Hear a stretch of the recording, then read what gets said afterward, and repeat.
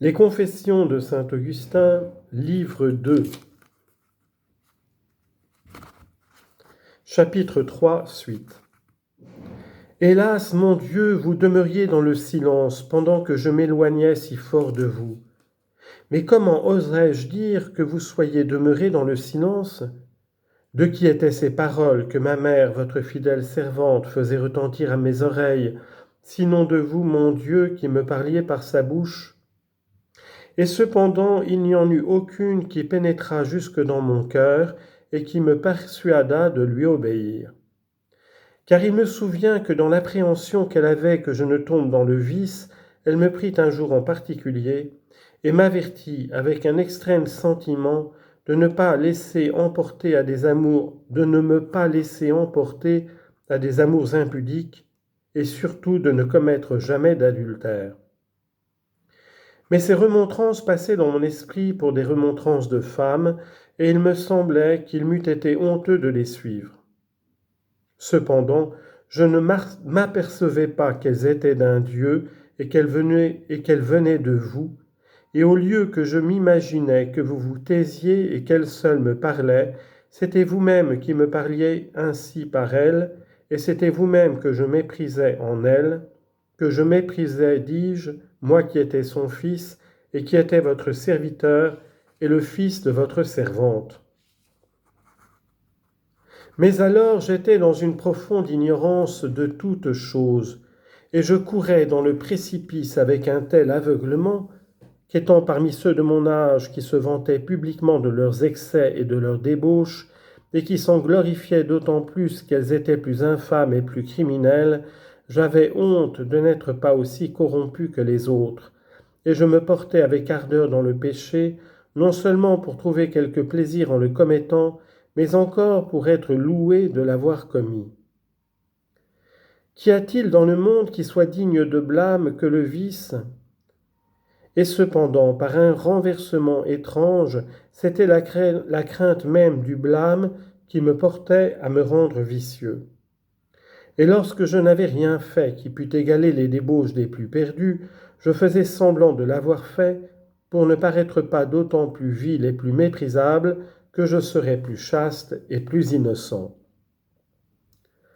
Voilà, Seigneur, quels étaient ceux en la compagnie desquels je marchais dans le chemin large de la Babylone de ce monde,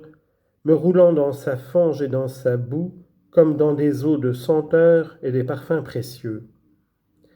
L'ennemi des hommes me foulait aux pieds invisiblement et me plongeait dans le centre de la corruption du péché, afin que je ne puisse jamais m'en retirer, et il me séduisait parce que je voulais bien être séduit. Aussi ma mère, qui était déjà sortie du milieu de Babylone, mais qui néanmoins marchait encore lentement dans le chemin de la piété, eut bien le soin de m'avertir d'être chaste, mais elle n'en eut pas assez de veiller sur ma conduite, après ce que mon père lui eût dit de moi, et de donner des bornes à mes passions dont elle prévoyait la violence, en les resserrant dans les bornes d'un mariage légitime, si elle ne pouvait être entièrement étouffée. Ainsi, elle ne se mit pas assez en peine de remédier à mon âme en me mariant. Ainsi, elle ne se mit pas assez en peine de remédier à mon mal en me mariant. Parce qu'elle appréhendait que, m'engageant dans les liens du mariage, on ne ruinât toute l'espérance qu'on avait conçue de moi. Je ne dis pas l'espérance de la vie future qu'elle attendait de votre miséricorde, mais l'espérance que je deviendrais un jour habile dans les belles lettres, ce que mon père et ma mère désiraient tous deux avec une passion immodérée, quoique pour des causes bien différentes. Car mon père le désirait parce qu'il ne pensait presque pas du tout à vous, et qu'il formait sur moi des desseins et des prétentions imaginaires, et ma mère le désirait parce qu'elle croyait que ces sciences que l'on fait apprendre d'ordinaire aux jeunes gens non seulement ne me nuiraient pas, mais me serviraient pour pouvoir vous connaître et me donner tout à vous. C'est, autant que je m'en puisse ressouvenir, le jugement le plus véritable que je puis porter de la disposition où mon père et ma mère étaient alors.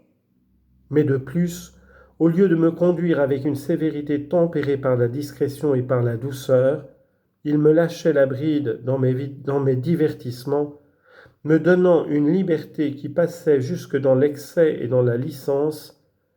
et me laissant emporter au dérèglement de mes différentes passions.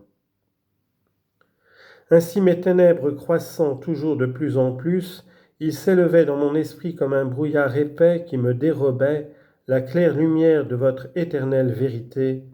et mon âme se fortifiait toujours, ou pour user du terme sacré de l'Écriture, s'engraissait encore davantage dans la corruption et dans le mal.